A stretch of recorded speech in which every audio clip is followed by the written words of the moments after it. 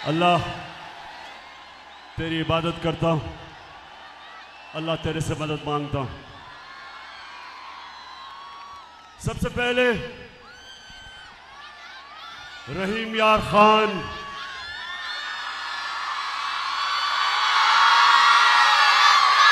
जो आज मैंने आपका जज्बा, जुनून, शऊर, जो आपका देखा है, 5 महीने से मैं जलसे कर रहा हूं। 5 महीने से ये मेरा 51 जलसा है, लेकिन इस गर्मी में जो मैंने आपका जुनून देखा है, और खास तौर पे जो मेरी बहनें सामने बैठी हैं, माशाल्लाह इतनी गर्मी में और इतनी देर आपको इंतजार करनी पड़ी, उसकी मैं माजरत करता हूं। वजह उसकी ये कि आज सारे पाकिस्तान में अवाम निकली हुई है आज सड़कों पे, और ये रहीम यार खान से जो मेरा खिताब है वो सारे पाकिस्तान में जा रहा है। तो उधर से दरखास्त आई थी कि 8 बजे से पहले तकरीर ना करना, क्योंकि लोग जमा हो रहे हैं। तो मैंने उनके लिए आपको इंतजार करवाई। मैं फिर से माजरत करता हूं आपके से, इस गर्मी में आप बैठे भी रहे, और जो माशाल्लाह मैं देख रहा हूं वहां से, जिस तरह फिर से आपके जज्बे और जुनून को सलाम पेश करता हूं। अच्छा रहीम यार खान, सबसे पहले हमारी कोशिश कि जो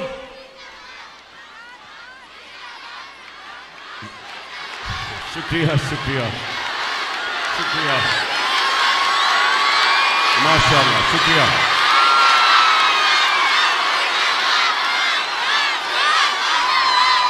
बहुत शुक्रिया आपका, बहुत शुक्रिया। मैं सिर्फ आज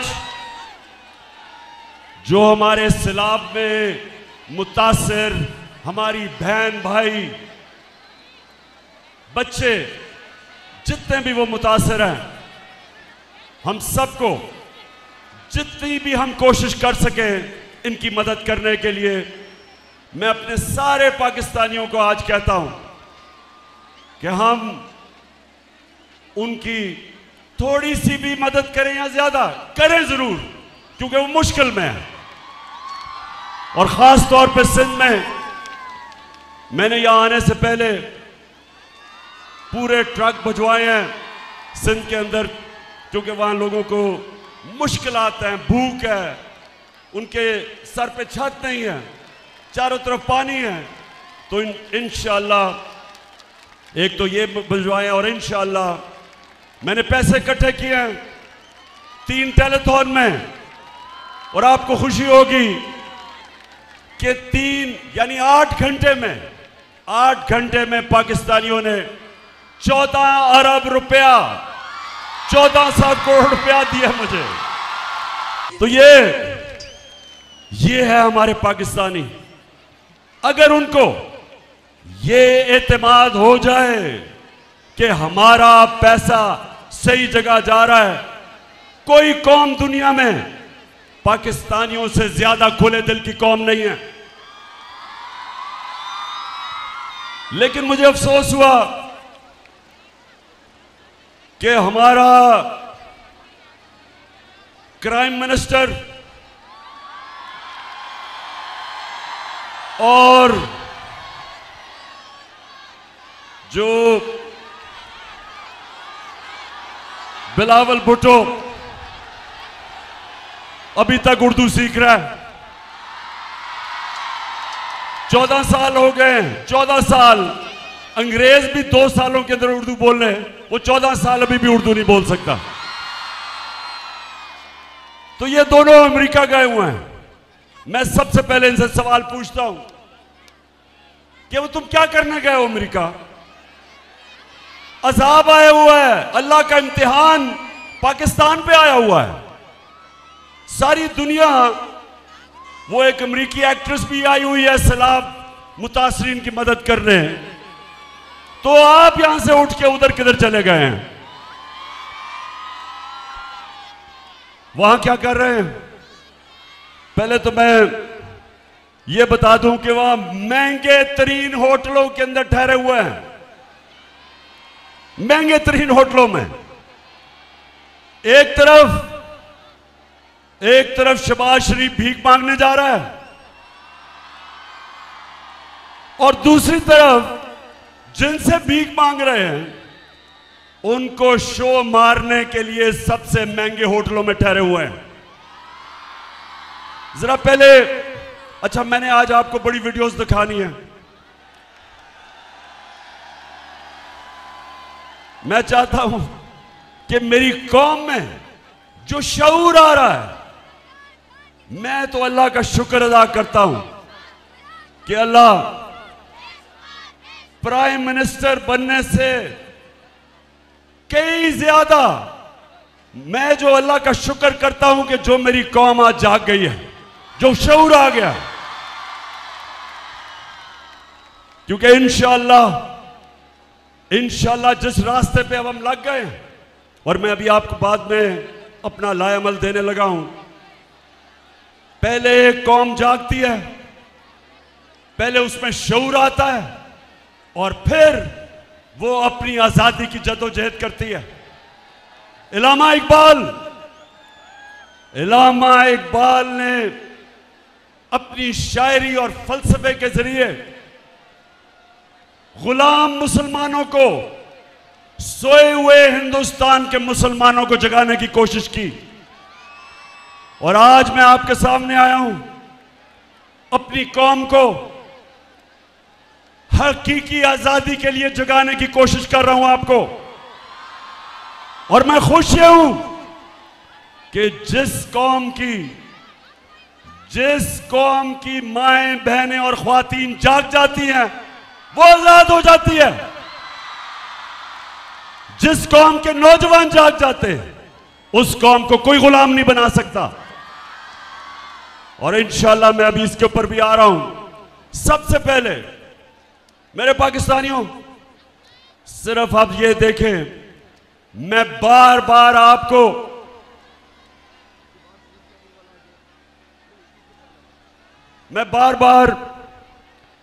आपको एक बताना चाहता हूं कि आप एक अजीम कौम हो। हमारा मसला इस मुल्क के लीडर हैं। कौम गैरतमंद, कौम आजादी चाहती है, कौम खुददार है। कौम उस नारे के ऊपर पाकिस्तान बना था जो आपके सबके दिलों के अंदर वो नारा है कि पाकिस्तान का मतलब क्या? ला इलाहा इल्लल्लाह के नारे पे एक गैरतमंद कौम बनती है। जब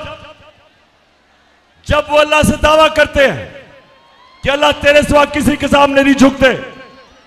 अब मैं आपको दिखाना चाहता हूं कि उस कौम का जब इस तरह का लीडर आता है, वो देखें जरा।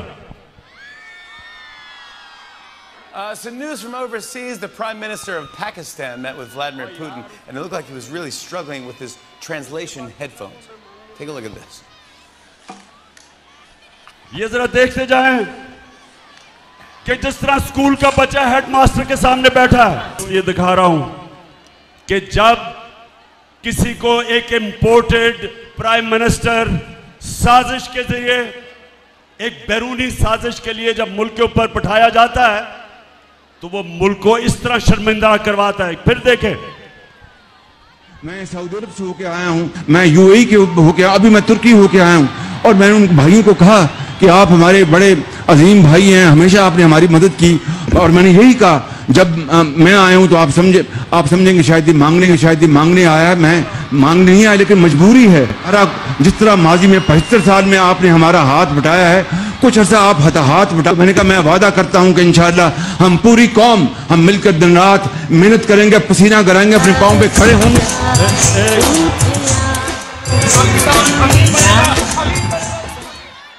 अब सुनो,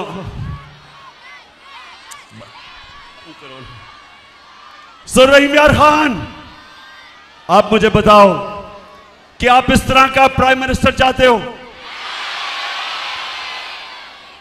अभी जरा आप देखें, ये जरा देखें कि यूनाइटेड नेशंस का सेक्रेटरी जनरल आया जब पाकिस्तान, वो बेचारा फ्लड मुतासरीन के लिए आया था देखने के लिए, तो ये जरा देखें क्या करता है वो शहबाज शरीफ। थैंक यू वेरी मच रहीम यार खान। अच्छा, मैं अब आपको इसकी उर्दू समझाता हूं, इसने जो अंग्रेजी में बोला ना, मैं वो उर्दू में बताता हूं कि क्या कह रहा था वो ये कह रहा था कि सेक्रेटरी जनरल साहब, अगर हमें आप इमदाद देंगे तो मैं आपसे वादा करता हूं कि हम वो चोरी नहीं करेंगे। मेरे वजीर जो बैठे हुए सामने, 60% वजीर जमानत पे हैं करप्शन पे, वो चोरी नहीं करेंगे। वो आपसे वादा करते हैं क्योंकि सेक्रेटरी जनरल साहब आप पैसा दे रहे हैं तो अब हम ईमानदारी से खर्च करेंगे, पहले चोरी करते थे। अच्छा, अब रहीम यार खान देखें, मैं ये आपको जरूर ये चीजें बताना चाहता हूं, आप और मेरी बहनें आप सामने, आपके लिए मैं खास तौर पे कहना चाहता हूं, अगर आपने एक चीज अपने बच्चों को सिखाना है तो ये समझ लें, अपने बच्चों को एक चीज सिखाएं कि दुनिया उस इंसान की इज्जत करती है जो इंसान अपनी खुद इज्जत करता है। आप अगर अपनी इज्जत नहीं करेंगे, दुनिया आपकी इज्जत नहीं करेगी। और मेरी बहनों, अपने बच्चों को एक और चीज सिखाएं कि ला इलाहा इल्लल्लाह इंसान को गैरत देता है, गैरत देता है। आप जब अल्लाह से दावा करते हैं कि मौला तू ही मेरा खुदा है, मैं किसी बुत के सामने नहीं झुकूंगा। बुत का मतलब कि मैं किसी खौफ के बुत, किसी लालच के, किसी पैसे के बुत के सामने नहीं झुकूंगा। ये इंसान को गैरत देती है। और मेरी बहनों, मेरी सारी जिंदगी का तजर्बा यह है कि सबसे बड़ा इंसानों के अंदर जो मैंने फर्क देखा है वो है गैरत। एक गरीब आदमी भी जिसमें गैरत होती है, दुनिया उसकी इज्जत करती है। और अरबोपति, इस तरह का प्राइम मिनिस्टर अरबोपति की कोई इज्जत नहीं करता जो अपनी इज्जत नहीं करता, जिसमें गैरत नहीं होती। अब ये देखें, ये जरा अब आपने गौर से देखना है, बतिया बंद करें। ये देखें कि ये अब अमेरिका में जाके हमारा करोड़ों रुपया खर्च किया और अमेरिका में जाके ये क्या कह रहा है, ये जरा इंटरव्यू सुना अंग्रेजी में, फिर मैं आपको उर्दू में बताता हूं क्या कह रहा है। इंटरव्यू दे रहा है, सुना जरा। मेरी बहनों, मुझे पता बड़ी गर्मी है लेकिन सुनना जरूरी है, आप में बड़ा सब्र है।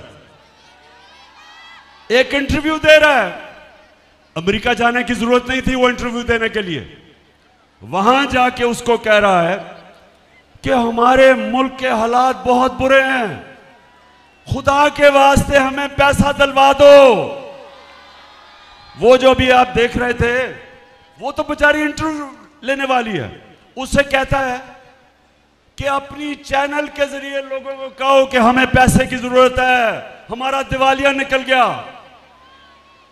मैं इसलिए ये आपको चीजें दिखा रहा हूं कि ये होता है जब एक मुल्क के ऊपर एक मसनूई लीडर बैठा दिया जाता है। इसको क्यों लेके आए? इसको इसलिए नहीं लेके आए कि इसमें कोई क़ियादत की, इसमें कोई क्वालिटी थी। इसको इसलिए लेके आए कि ये जो भी हुक्म मिलेगा बाहर से, ये सारे हुक्म मानेगा। ये अगर IMF कहेगा कि महंगाई करो, बिजली की कीमत ऊपर करो, पेट्रोल और डीजल की कीमत बढ़ाओ, ये सारे काम करेगा, क्योंकि इसको पीछे से डिक्टेशन आता है। और ये करेगा क्या कि बाहर की दुनिया पे जाके इमदाद लेगा कि जी हमें पैसे दे दो, हम मारे गए। तो रहीम यार खान, मैं जब आपको हकीकी आजादी के लिए खड़ा कर रहा हूं, मेरा मकसद क्या है कि अगर हमारी कौम खड़ी ना हुई और इसी तरह के चोर हमारे ऊपर मुसल्लत रहे, तो रहीम यार खान ये याद रखो, इस मुल्क का कोई मुस्तकबिल नहीं है, इस मुल्क का कोई मुस्तकबिल नहीं है। अगर इस तरह के करप्ट लोग, जिसको सजा होने वाली थी FIA के केस में, शहबाज शरीफ और उसके बेटे को सजा होने वाली थी 16 अरब रुपए की, इनके केसेस रोके गए और बाहर से साजिश के तहत हमारे ऊपर इसको मुसल्लत किया गया। इसके अलावा 60% इनकी कैबिनेट जो जमानत पे है, इनके ऊपर करप्शन केसेस हैं।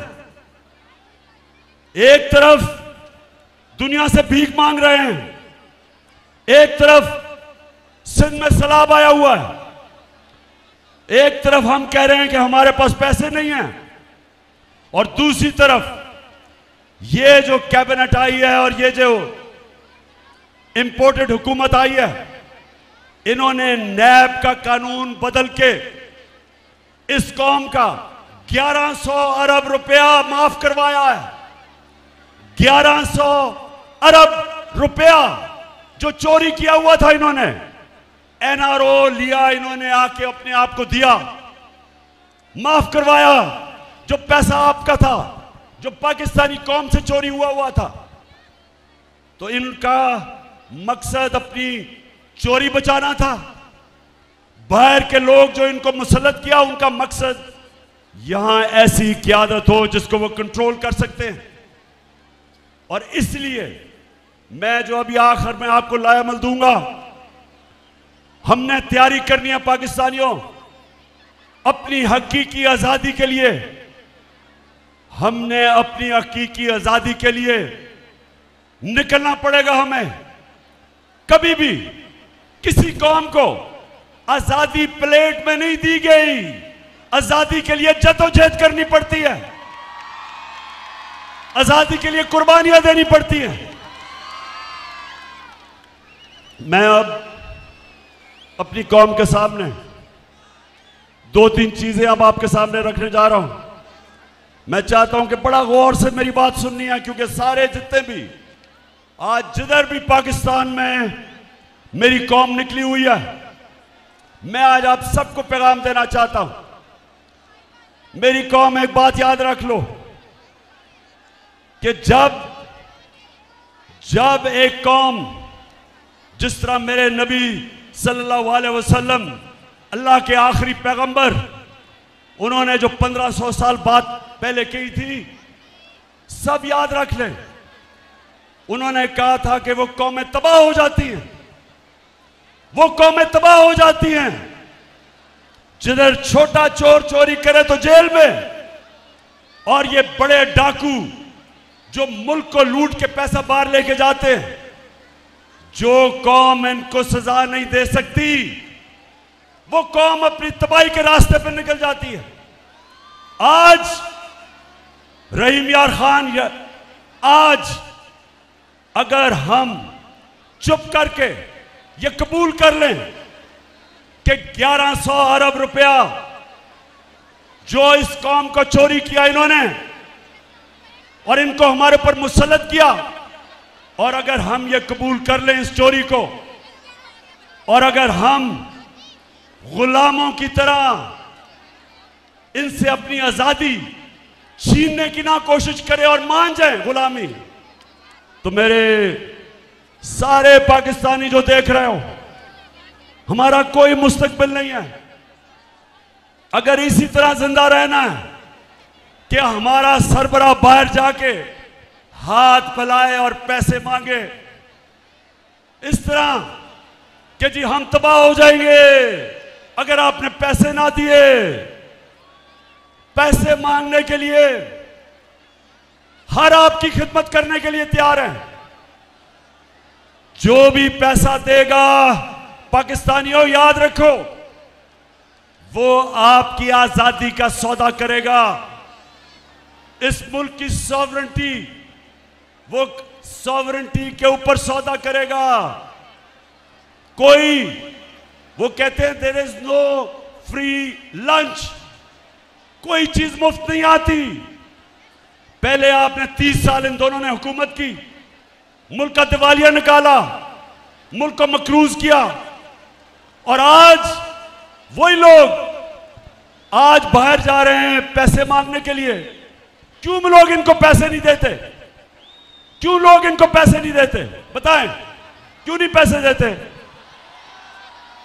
क्योंकि इनको सबको पता है कि इनके अपने पैसे मुल्क से बाहर पड़े हैं, चोरी करके खुद बड़े बड़े महलों में रह रहे हैं, और आज पाकिस्तानी दुनिया में कह रहे हैं कि जी हमें पैसे दो। कोई पैसे नहीं दे रहा। जो सिंध के अंदर और बलूचिस्तान में खास तौर पे जिस तरह का फ्लड आया, आज दुनिया को, पाकिस्तान को पैसा देना चाहिए था, लेकिन दुनिया को पता है कि इस वक्त की क़यादत आसिफ जरदारी और ये शरीफ 30 साल से ये चोरी कर रहे हैं। बाहर के अखबारों में इनकी चोरियों के ऊपर लिखा हुआ है, बाहर के मीडिया पे इनकी डॉक्यूमेंट्री चोरियों की चली हुई है। कभी भी वो इनको पैसे नहीं देंगे, जिसकी वजह से सिंध के और बलूचिस्तान के, खास तौर पे इन दो सूबों की बात कर रहा हूं, सैलाब के मुतासरीन मुश्किल में हैं। तो मैं आज अपनी कौम के सामने, रहीम यार खान, कौम के सामने आज मैं जो बात करना चाहता हूं वो ये कि देखें, मेरी इन्होंने ये जो साजिश की थी, इन्होंने पूरी तरह कोशिश की कि इमरान खान को नाअहल किया जाए, क्योंकि डरे हुए हैं पाकिस्तानी अवाम से कि जब भी इलेक्शन होंगे इनको पता है कि इस वक्त तहरीक इंसाफ जीत जाएगी, तो इलेक्शनों से भाग रहे हैं और कोशिश कर रहे हैं कि इमरान खान को नाअहल किया जाए। और दूसरी कोशिश कर रहे हैं, पहले से इनका प्लान बना हुआ है, मैं आप सबको पहले भी बता चुका हूं। 4 लोगों ने बंद कमरे में फैसला किया मुझे मरवाने का, और वो लोग अभी भी उस साजिश पर लगे हुए हैं। उन्होंने दोनों मरियम जो झूठ बोलने की पीएचडी दोनों के पास है, इनको और जावेद लतीफ को, इन्होंने इनसे प्रेस कॉन्फ्रेंस करवाई, और प्रेस कॉन्फ्रेंस करवाई ऐसी कि इमरान खान खुदा ना खास्ता उसने मजहब की तौहीन की है। और फिर इनकी कोशिश है कि इसकी वजह से अगर कोई भी मेरे ऊपर वारदात हो तो कहेंगे जी मजहबी जुनूनी ने कर दिया, कहेंगे कि जी कोई दीनी इंतहा पसंद है इसको मार दिया। ये इनका प्लान है। लेकिन मैं आज आप सबको कह रहा हूं, सारे पाकिस्तान में मैं फिर रहा हूं, मुझे अपनी जान से ज्यादा मुझे पाकिस्तान की आजादी की फिक्र है। मैं आजाद देखना चाहता हूं। मैं, रहीम यार खान सुन लो, सारा पाकिस्तान सुन लो, मैं आज आपको कह दूं कि एक तो मेरा ईमान है अल्लाह पे, ला इलाहा इल्लल्लाह। मेरा ईमान है कि जब तक अल्लाह फैसला नहीं करता इंसान दुनिया से नहीं जाता। दूसरा, मेरा ये ईमान है कि मौत बेहतर है गुलामी से। इससे बेहतर है मर जाओ गुलाम रहने से। खान ये सुन ले आप कि ये जो साजिश है, ये साजिश कौन कर रहे हैं? ये वो लोग जो अपनी अना के लिए अना और अपने करप्शन के कैदी हैं, गुलाम हैं अपनी करप्शन और अना के। ये मुल्क से बाहर रहते हैं, पाकिस्तान आते हैं गवर्नमेंट करने के लिए, पैसा यहां से लूटते हैं और मुल्क से बाहर चले जाते हैं। ये वो लोग हैं, इनके साथ एक साजिशी टोला मिल के कोशिश कर रहा है, पूरी मुल्क के कोशिश कर रहा है कि हम इन चोरों की गुलामी करें। तो मैं आज अपनी सारी कौम के सामने कहता हूं कि अगर मुझे अल्लाह पे यकीन है कि जिंदगी मौत उसके हाथ में है, इज्जत जिल्लत उसके हाथ में है, रिस्क उसके हाथ में है, तो मैं अपनी सारी कौम को कहता हूं कि आप भी सब खौफ के बुत को तोड़ दो, खौफ की जंजीरें तोड़ दो। सारी कौम को मैं कहता हूं कि आप तैयारी करें, आप मेरी कॉल की तैयारी करें, क्योंकि मैंने फैसला किया है कि मैंने किसी सूरत इन चोरों को किसी सूरत कबूल नहीं करना। जो आज हो रहा है, हर रोज हम सुनते हैं कि इनके केसेस माफ हो रहे हैं। अब हम ये सुन रहे हैं कि इसहाक डार पाकिस्तान आने वाला है। वो इसहाक डार जिसने हुदैबा पेपर मिल में गवाही दी हुई है कि वो शरीफ खानदान का यहां से पैसा मनी लॉन्डर होकर बाहर जाता था। लंदन में काजी फैमिली थी, उसके जरिए फिर वापस पैसा आता था रेमिटेंस के नाम पे। बीबीसी की एक फिल्म बनी है इस पे, इसके ऊपर पूरी तफ्तीश हुई है। इसने खुद बयान दिया हुआ है कि मैं इस मुल्क से शरीफ खानदान के लिए मनी लॉन्ड्रिंग करके फिर वहां से पैसा लेके आता था रेमिटेंसेस दिखा के। उसके बाद ये नून लीग की हुकूमत थी, जब नून लीग की हुकूमत में यह प्राइम मिनिस्टर के जहाज में मुल्क से बाहर भागा। हमारी तो हुकूमत ही नहीं थी, अदलिया आजाद थी। किस चीज से इसको डर था? इसको डर था कि इसके पाकिस्तान से बाहर इसके और इसके बच्चों के पैसे पड़े हैं, जायदादें पड़ी हैं, इसलिए मुल्क से बाहर भागा था। और अब जो एनआरओ मिल रहा है और ये डील के तहत वापस लाया जा रहा है, पहले तो जो भी ये समझता है कि इसहाक डार ये मुल्क की माइशत ठीक कर लेगा, अगर वो अब ठीक कर ले गया तो जब पहले हमें हुकूमत मिली थी पाकिस्तान की माइशत बदतरीन हालत में थी, सबसे बड़ा खसारा था बैरूनी मुल्क का, वो छोड़ के गया। इसने हमारी एक्सपोर्ट्स जिससे मुल्क की आमदनी बढ़ती है वो रोक दी। इसने पाकिस्तान की माइशत और इंडस्ट्री का तबाही कर दी। इसने किसानों का बेड़ा गर्क कर दिया। और अब ये कोई समझ रहा है कि वो आके इस मुल्क को ठीक कर देगा। कोई किसी गलतफहमी में ना रहे। हम अगर ये कोई समझता है कि ये आएंगे और हम इनकी चोरी, ये जो मुल्क लूट रहे हैं, केस माफ करवा रहे हैं, हम भेड़ बकरियों की तरह हम चुप करके ये तमाशा देखेंगे? मैं आज सारों को पैगाम देना चाहता हूं, मैं फिर से कहता हूं, जब तक मेरे में जान है मैं निकलूंगा इसके खिलाफ, मैं अपनी कौम को निकालूंगा। आज जो मुल्क की माइशत है वो खुद ही शहबाज शरीफ ने न्यूयॉर्क में जाके कह दिया कि हमारा दिवालिया निकलने लगा है, हम अपने कर्जों की किस्तें वापस नहीं कर सकते। हमारे मुल्क के हालात बहुत बुरे हैं। तो मैं आज उन सब से पूछता हूं जिन्होंने यह साजिश करके हमारी हुकूमत हटाई थी, मैं आज इन सब से पूछता हूं कि आज आप सारी कौम के सामने जिम्मेदार हैं। जो आपने इस मुल्क से किया, वो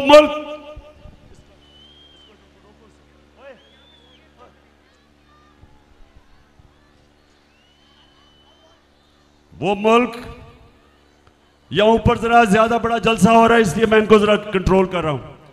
वो मुल्क, सुने जरा, हमारी जो माइशत थी, हमारे तीसरे और चौथे साल में 17 साल के बाद हमारी माइशत की बेहतरीन परफॉर्मेंस थी।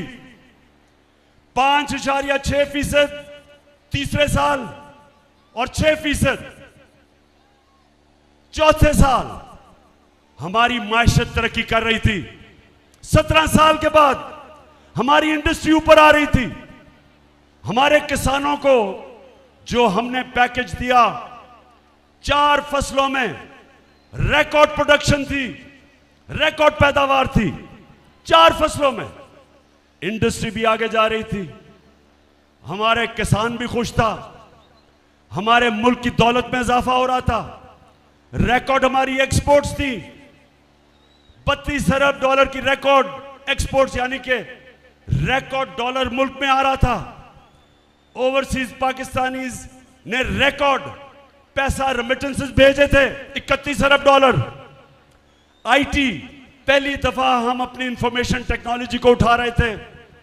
2 सालों में 70% इजाफा हुआ उनकी एक्सपोर्ट्स में। हमारा टैक्स कलेक्शन पाकिस्तान की तारीख के सारे रिकॉर्ड तोड़ दिए और हमने अपनी कौम को महंगाई से बचाया हुआ था। हमने लोगों को बिजली की महंगाई और डीजल और पेट्रोल की महंगाई से बचाया हुआ था। हमारे जमाने में 150 रुपया लीटर पेट्रोल और डीजल था। आज 250 रुपए पहुंच गया डीजल और 236 पे पेट्रोल।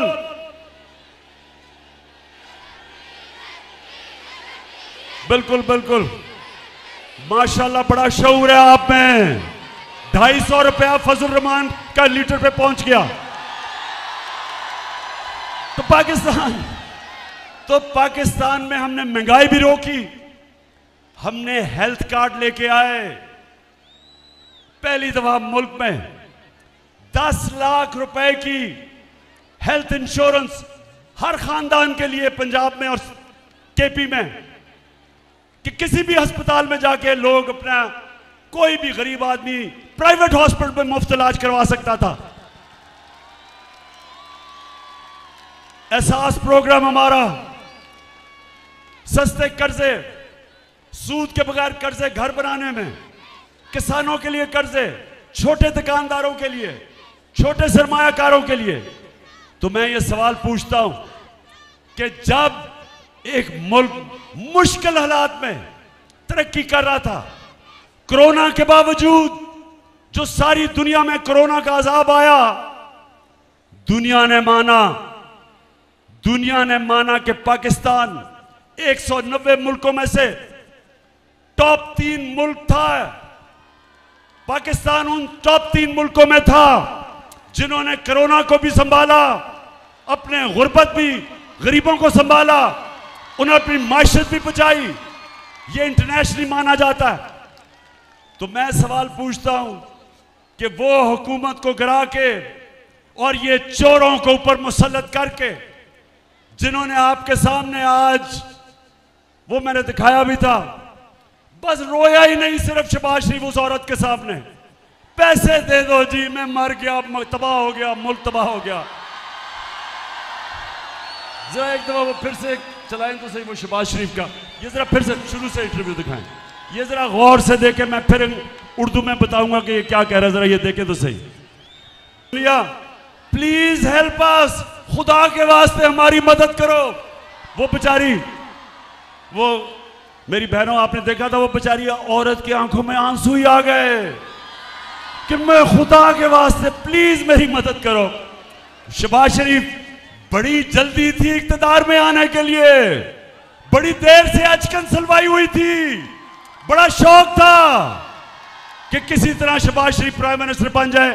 बेशक बैरून मुल्क के साथ मिलके साजिश करके एक मुल्क जो बड़ी देर के बाद बेहतरीन रास्ते पे चल रहा था, इनकी अपनी इकोनॉमिक सर्वे जो इनकी हुकूमत जो वो किताब बताते हैं हर साल माइशत के ऊपर, उसके मुताबिक 17 साल के बाद पाकिस्तान की बेहतरीन तरक्की थी।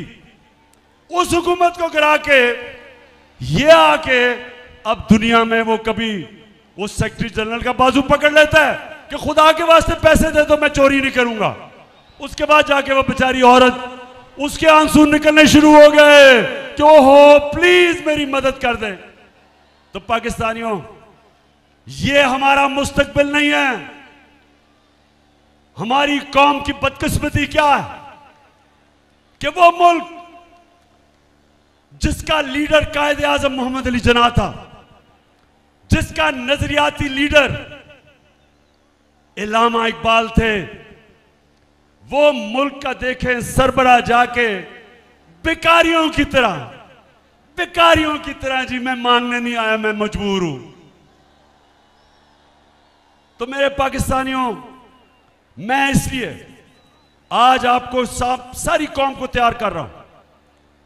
मैं अभी आखिर में बताता हूं, लेकिन उससे पहले मैं आज पाकिस्तान की एस्टेब्लिशमेंट से पूछता हूं कि ये जो चोर अपने करप्शन के केसेस खत्म कर रहे हैं,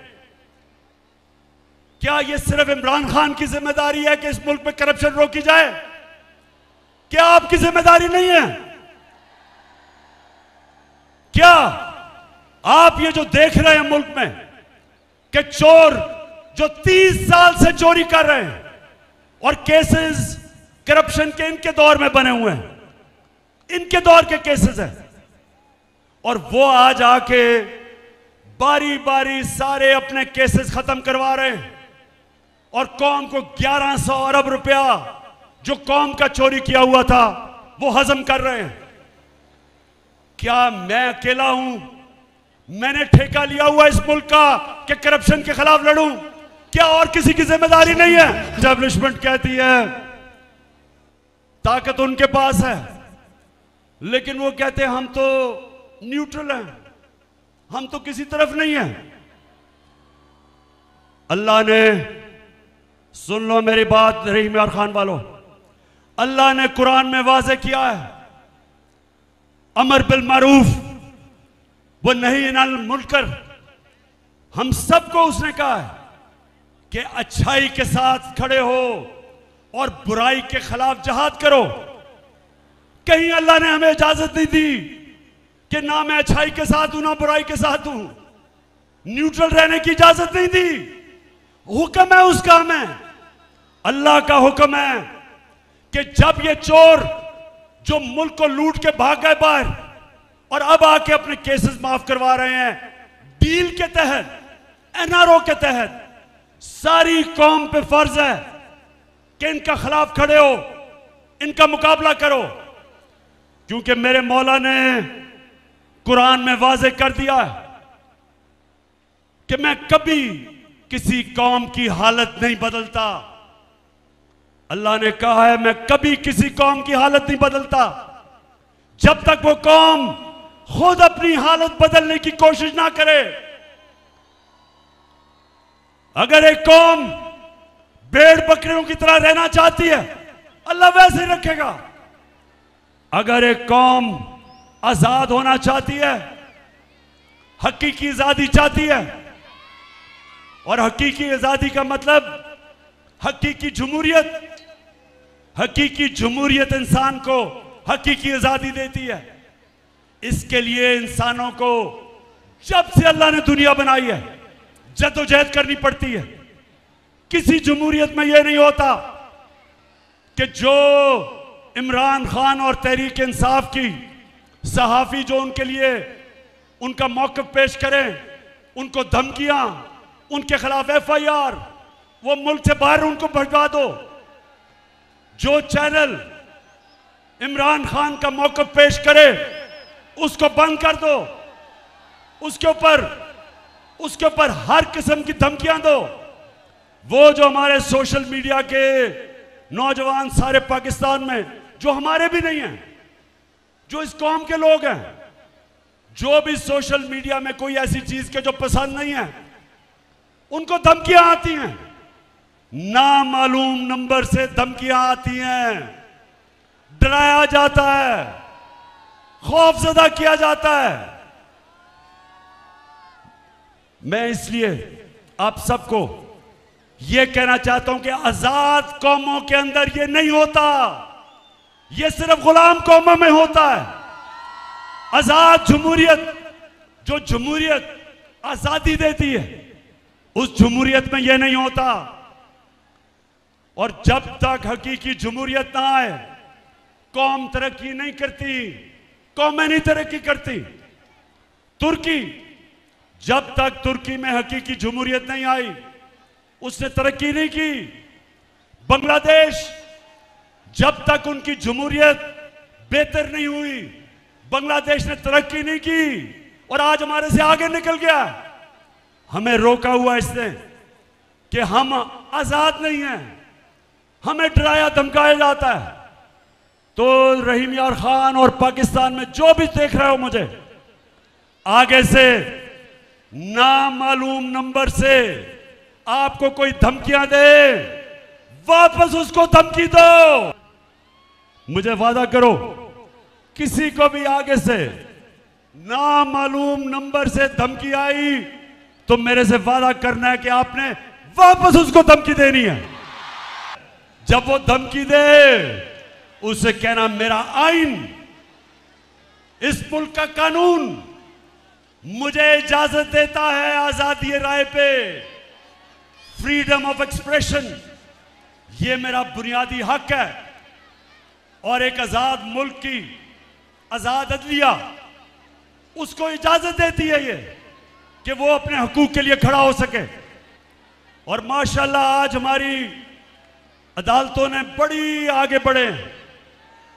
हमारी अदालतें ऐसे नहीं थी पहले तो कंट्रोल थी। एक बड़ी जद्दोजहद के बाद आज हमारी अदालतें आजादी की तरफ जा रही हैं। कौम पूरी इनके साथ खड़ी हो और अदालतों को कौम के बुनियादी हकूक की हिफाजत करने के लिए खड़ा होना चाहिए। अच्छा, अब एक और चीज, रहीम यार खान, ये याद रखना, मैं फिर से आपको दोहराता हूं, कभी कोई आजादी प्लेट पे रख के नहीं देता। कोई नहीं कहता कि आओ आजादी ले जाओ। इंसानी तारीख हमें यह बताती है कि कौम में अपनी आजादी जद्दोजहद करके, जहाद करके लड़ती है। यह वक्त आ गया मेरे पाकिस्तानियों, यह वक्त आ गया कि हम अपनी आजादी लें। ये जो चोर, ये जो डाकू, ये जो हमारे ऊपर मुसल्लत किए गए हैं, ये जो NRO वाले, ये जो बाहर बैठ जाते हैं, मुल्क से बाहर बड़े बड़े महलों में रहते हैं, मुल्क को लूटने आते हैं और चोरी करके फिर बाहर चले जाते हैं। वक्त आ गया है पाकिस्तानियों, इनके सामने खड़ा होना। मैंने सुना एक बहुत बड़ा कातिल मुजरिम जो आजकल इंटीरियर मिनिस्टर बनाया हुआ है, ये याद रखें, इस हुकूमत में आपको कोई बड़ा ओहदा नहीं मिल सकता जब तक आपने कोई बड़ा जुर्म ना किया हो। जितने बड़े मुजरिम उतने बड़े ओहदे। तो राना सनाउल्लाह को उन्होंने इंटीरियर मिनिस्टर बनाया। राना सनाउल्लाह कहता कि अब जब ये तहरीक इंसाफ का धरना होगा इस्लामाबाद में, तो कहता मैंने आंसू गैस के लिए तैयारी की हुई है और मैंने पैलेट गन्स यानी पैलेट गन्स भी तैयार किए हुए हैं। मैं राना सनाउल्लाह पहले तो पूछता हूं, वैसे तुम्हारे में अकल तो है नहीं, लेकिन मैं फिर यह पूछता हूं कि मुल्क की बदकिस्मती देखोगे, इस तरह का आदमी जिसको जेल में होना चाहिए, जो इनका अपना नून लीग का वजीर कहता है कि इसने 18 कत्ल किए हैं, वो आज हमें बता रहा है कि जमहूरियत क्या होती है। राना सनाउल्लाह, सबसे पहले ये मेरा हक है, मेरा जमहूरी हक है कि मैं पुरअमन एहतजाज करूं। जब हमारे जमाने में, मेरी गवर्नमेंट में, एक दफा कांपे टांगने वाली बिलावल, एक दफा वो बड़ा डराने आया हमें जी, कांपे टांग जाएंगी उसके धरने से। बड़ा सिंध से आया, पैसा खर्च किया, बेचारी सिंध कौम का पैसा वो भी खर्च करके पहुंचा इस्लामाबाद, तो पता चला कि अपनी कांपे टांग गई। कोई रुकावट नहीं थी उसके रास्ते में, कोई टीयर गैस शेलिंग नहीं हुई, कोई कंटेनर नहीं रखे, क्योंकि हम जमहूरियत में मानते हैं, हमने कोई नहीं रोका। और दूसरी तरफ 2 दफा धरना देने के लिए डीजल साहब पहुंच गए।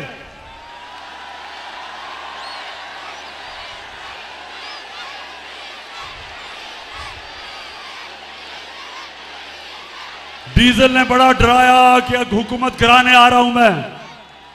ऊपर से ये भी क्या मुझे इशारा मिला कहीं से, तो डीजल पहुंच गया 2 दफा। उससे पूछो, एक रुकावट उसके सामने नहीं रखी, बल्कि डीजल को हमने कहा कि अगर खाने पीने की जरूरत होगी तो वो भी हम आपको दे देंगे धरने में। और ये राना सनाउल्लाह हमें डरा रहा है कि जनाब तुम आओ तो मैं वो पैलेट गन चलाऊंगा तो टीयर गैस शेलिंग।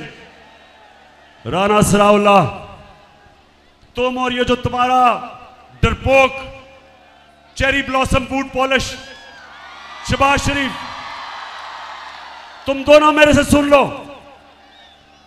पहली दफा जब हमने 25 मई को हम जब आए थे इस्लामाबाद, तो हमें यह अंदाजा नहीं था कि तुम जुल्म करोगे, ख्वातीन को देख के, बच्चों को देख के, फैमिलीज को देख के। हमें यह अंदाजा नहीं था कि तुम शेलिंग करोगे। सारी हमारी पाकिस्तानी और इस्लामी रवायत के खिलाफ औरतों के ऊपर, बच्चों पर शेलिंग किया आपने। घरों में 2-2, 3 बजे लोगों के घरों में घुस के हरासा किया, डराया, धमकाया, जेल में डाला, हजारों लोगों को जेल में डाला। हमें अंदाजा नहीं था। अब राना सनाउल्लाह, अब कान खोल के सुन लो, इस बारी कप्तान पूरी प्लानिंग करके आएगा।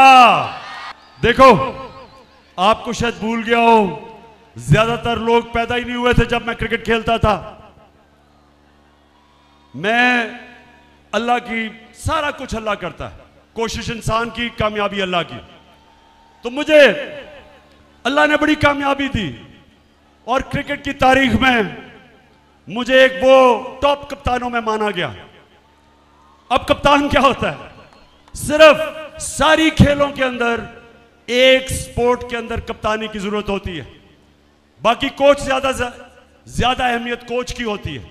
सिर्फ क्रिकेट में कप्तान की जरूरत पड़ती है, क्योंकि उसको फैसले करने पड़ते हैं, वो फैसले जो किसी कप्तान को नहीं करने पड़ते। तो कप्तान की सबसे बड़ी क्वालिटी क्या होती है? वो सारा वक्त देख रहा होता है कि मेरा मुखालिफ क्या कर रहा है और मैं क्या करूंगा। मुझे तो पता है राना सनाउल्लाह ने क्या करना है, मुझे तो पता है राना सनाउल्लाह ने क्या करना है। राना सनाउल्लाह को नहीं पता मैंने क्या करना है। तो तैयारी कर लो, मेरी सारी आज पाकिस्तानी कौम देख रही है, तैयारी कर लो। लेकिन मैं उससे पहले ख़त्म करने से पहले एक बताना चाहता हूं, मैं ये ज़रूर दिखाना चाहता हूं आपको कि किस तरह के लोग हमारे ऊपर मुसल्लत किए गए हैं। जो स्टार है, जो नवाज शरीफ की जो स्टार मानी जाती है, वो उसकी बेटी मरियम है। अब मरियम उसकी फैमिली में सबसे अक्लमंद समझी जाती है। अब जरा ये आप ये जरा देखें ख्वातीन, ये जरा गौर से देखें, ये पहले देखें कि जब मैंने कहा कि आपके लंदन में ये महंगे महंगे इलाके में 4 महलात किधर से आए, तो ये सुने क्या कहती है। अब ये सुने, अब इस मरियम को नहीं पता था कि अल्लाह अल हक है, सच का खुदा है। कुरान में वो कहता है मेरा ये वादा है कि सच आखिर में सबके सामने आएगा, उसका वादा है अल हक का। तो मरियम को नहीं पता था कि 4 साल के बाद एक इंटरनेशनल इंकशाफ होगा, एक इंटरनेशनल इंकशाफ, जिस इंकशाफ में बड़े बड़े दुनिया के मिनिस्टर और वजीर और प्राइम मिनिस्टर, उनकी जो प्रॉपर्टीज थी वो दुनिया में सामने आ गई, जिसको कहते हैं पनामा पेपर्स। अब जब इंकशाफ हो गया तो मरियम के बड़े भाई या छोटा भाई, मुझे नहीं पता, खान सुन लिया कि ना तो सिर्फ वो हमारी प्रॉपर्टीज हैं, वो मरियम नवाज के नाम पे खरीदी गई। अब आप बड़ा शऊर, मेरे वैसे माशाल्लाह बड़ा सब्र और शऊर से सुना आपने। अब मुझे ये बताएं कि अपनी बेटी के नाम पे उसने क्यों खरीदी, अपने नाम पे क्यों नहीं खरीदी? क्योंकि पैसा तो नवाज शरीफ का था। बताएं, मेरी बहनें बताएं आगे, क्यों अपने नाम पे नहीं खरीदी? क्योंकि चोरी का पैसा था, और चोरी आपकी थी। पाकिस्तानियों का पैसा चोरी करके लंदन ले गया था, और अब तैयारी कर रहे हैं पाकिस्तान वापस आने में। नवाज शरीफ फिक्र ना करो, मेरी कौम शानदार इस्तकबाल करेगी तुम्हारा, तुम आओ तो सही। अच्छा अब जब मरियम को पता चला कि भांडा फूट गया, भाई ने कह दिया कि ये हमारी प्रॉपर्टीज हैं। जब भाई ने कह दिया कि हमारी प्रॉपर्टीज हैं, अब जरा सुने मरियम क्या कहती है, सुने जरा। हसन हुसैन के पास आज जो भी है वो एक अरबपति दादा के पोते हैं। उस अरबपति दादा के पोते हैं जो 1960s और 70s में पाकिस्तान का अमीर तरीन इंसान था। ये जो एसेट्स हैं, ये जो बिज़नेस के लिए पैसा है, ये सारा दादा से डायरेक्टली बच्चों को ट्रांसफ़र हुआ। हसन सुन लिया, सुन लो जरा ख्वातीन, आप ख़ास तौर पे देखें, क्योंकि अल्लाह ने पता क्या औरतों को एक सलाहियत दी है, आदमियों से ज़्यादा औरतों में सलाहियत है। वो शक्ल देख के पहचान सकती हैं कि इंसान झूठ बोल रहा है या नहीं। मैं अपने नौजवानों को बुरा नहीं कह रहा, लेकिन आपको पता होना चाहिए जब बच्चा पैदा होता है तो जो माँ होती है वो बच्चे की शक्ल से पहचानती है कि वो क्या चाह रहा है, क्योंकि बोल तो नहीं सकता वो। तो माँ के अंदर अल्लाह सलाहियत डेवलप कर देता है, वो समझ आती है कि बच्चा क्या चाह रहा है उसकी शक्ल से। अब ये जो मरियम की शक्ल आपने देखी, क्या इसकी शक्ल के ऊपर आदमी तो समझेंगे कि ओहो ये तो झूठ बोल ही नहीं सकती। इतनी संजीदा शक्ल से उसने कहा कि मेरा दादा तो अरबोपति था।